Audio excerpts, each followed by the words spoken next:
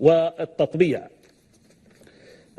اتفق رئيسا الاتحادين الإسرائيلي والمغربي لكرة القدم على عقد لقاء بينهما لبحث التعاون المشترك وإقامة مباريات ودية بين منتخبي البلدين. شوف، صارت المغرب تتعامل مع كيان محتل مغتصب للقدس كدولة عادية، تجري معه مباراة ودية وتتعاون معه رياضيا.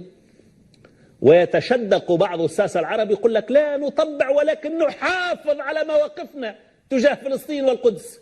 يا أخي إيش تحافظ؟ أنت الآن علاقاتك مع دولة الاحتلال أكثر من علاقاتك مع فلسطين. إيش النفاق والكذب؟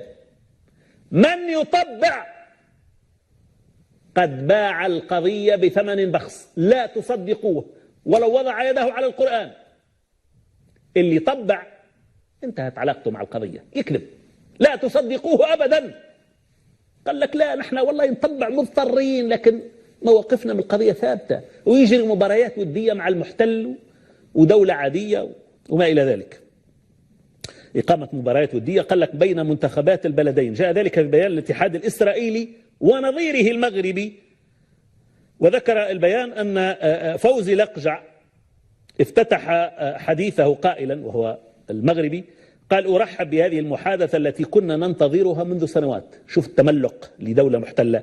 وبفضل التحرك الشجاع لملك المغرب محمد السادس لدينا فرصة لتعزيز الروابط بين الشعوب عبر كرة القدم. ويقول لك ما زلنا محافظين على مواقفنا تجاه فلسطين. هناك على كل حال غضب واسع يعني بشكل كبير على صفحات التواصل من قبل المغاربة حول هذا الخبر. نختم بالخبر التالي.